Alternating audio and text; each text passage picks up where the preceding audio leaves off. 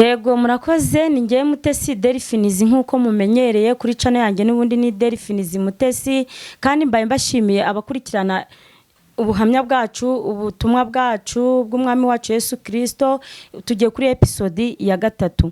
Ubushize twari kuri episode yo guturiza muri Yesu. Ubu none episode yacu ya 3 ni ukwizera.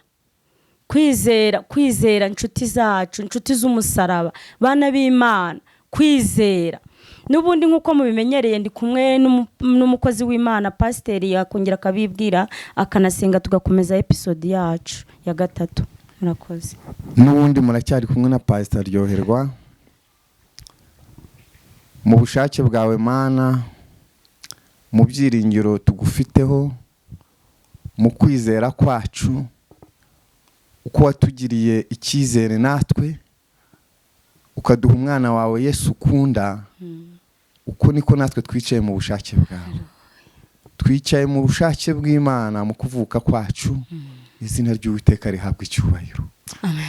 Amen. Data, turongeye turagushimiye ko uduhaye umwanya wo kwinjira muri episode ya 3 tuvuga ubushake. Data, tuvuga ubushake bwawe, tuvuga urukundo rwawe, tuvuga uburyo wakunze abari mu isi cyane kugira ngo abazizera umucunguzi wacu Yesu batazarimbuka. Dufashe muri iki kiganiro ubane natwe, tubisabye twizeye mu izina ryawe ryera. Amen.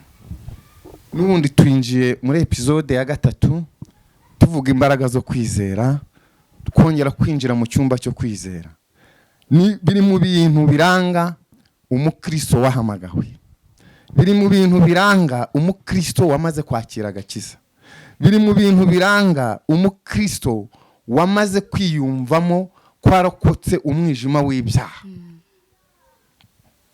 None bene data, dufatanye gusangira iki kiganiro, dufatanye guhuza umutima kugira ngo twinjire mu bwami bw'Imana. Yesu we yarivugiye abwira intumwa akiziha umwanya w'umuhamagaro wo kumva hari umurimo mugari bagiye gukora. None umukristo wamaze kwakira agakiza, muri episode ya mbere twabonye ko uwakiriye agakiza hari ibyangombwa afite. Muri episode wa 2 tubona ko hajemo umwanya wo kugira umunezero no guturiza mu gituza cya Yesu. Amina. Amen. Ibyo rero MUTESI waragenda duha ubuhamya.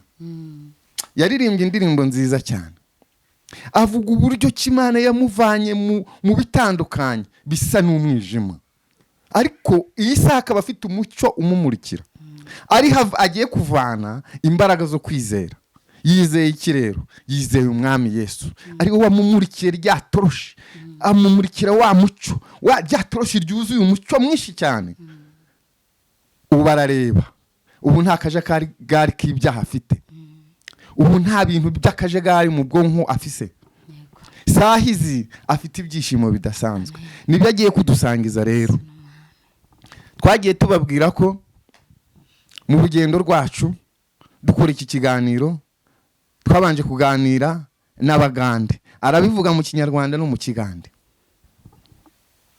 Suko n'abandi tubibagiwe, ariko uyu mwanya umwuka turimo kuganiriza abatuye isi abumva Ikinyarwanda n'Ikigande. Reka twakire MUTESI rero atubwire iyi saha kwizera kwawe guhamanya n'iki.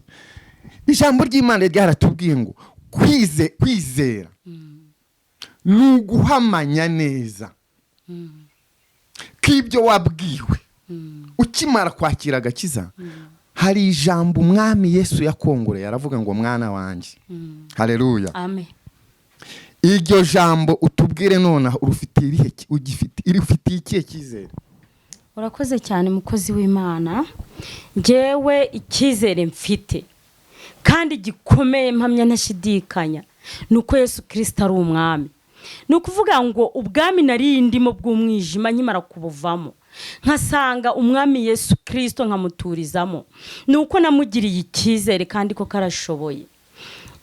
Hari indirimbo naririmbye iriya ya mbere, uretse ko mfite indirimbo nyinshi. Hariho igitero kivuga ngo akirishimwe ngushima Yesu umwami wanjye, akirishimwe rivuye mu nda y'umutima wanjye. Nukuvuga ngo iyo ndirimbo kugira ngo nyiririmbe nshobozwe kuyiririmba nuko uwo narindiwe atari we nkiriho. Namaze kwakira amahoro, ndangije nakira n'icyizere. Kandi icyizere ntabwo ari ibyo wenda banyigishije cyangwa ari ibyo nsoma gusa. Nanjye icyizere ni ibyo nabonye. Hari ikindi gitero naririmbye ngo nabuzwa n'iki kugushima mwami wanjye, nabuzwa nande kuvuga ngo Yesu uri umwami, nari ndwaye urankiza nanjye ndabibona, ushize impumu yibagirwa icyamwiruka nsaga, kandi utaranigwa agaramye agira ngo ijuru riri hafi, nabonye imbaraga z'ukuboko kwawe Yesu urashoboye. Ni ukuvuga ngo tuvuye no mu byo kuvuga ngo barambwiye cyangwa ngo narumvishe. Ni byiza kuko Bibiliya irabivuga neza, ariko nkanjye noneho uko nabibonye, uko namubonye umwami wanjye Yesu, mufitiye icyizere kuko arashoboye, kandi mufitiye icyizere gifite n'ubugingo. Amen. Kuko narakijijwe, arangije ntiyarekeraho, ampa gutuza amahoro n'umunezero, arangije anyereka n'icyizere cye, mugirira icyizere. Ni ukuvuga ngo umwami wanjye muri namo bwesigwa bungi nyo kubanga yayinze byona yeburamu yeburi kimu umusayigwa Yesu gumara we nafuniye oburamu obujja we nafunira amanyi kati oba mbyogere ntya Mwami Yesu Kristo yeburamu ubutagwawo. Njyewe mfite icyizere muri Yesu Kristo, niwe nzira n'ukuri n'ubugingo. Urakoze cyane mukozi w'Imana. Urakoze kutuganiriza ku kwizera kwawe. Yego. Haleluya, haleluya. Amen. Nanjye hari ikindi gishya nongeye kwakira mu bugingo bwanjye. Bene data bakira iki kiganiro, ndagira ngo mwakire gukizwa neza. Nanjye nakiriye izindi mbaraga zidasanzwe. Kandi ndumva ngiye gusengera ijambo. Haleluya. Amen. Urakomeye Yesu. Ndafashijwe. Mwami Yesu. Ndagushimye.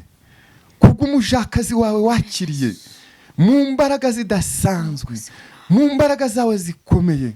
Data, reka musengere mvuga ngo umukomereza amaboko, umukomereza umutima, izina ryawe rihimbazwe, ubwami bwawe buze, icyo ushaka cyose gikorerwe muri we, tubisabye twizeye mu izina ryawe ryera. Amen. Amen.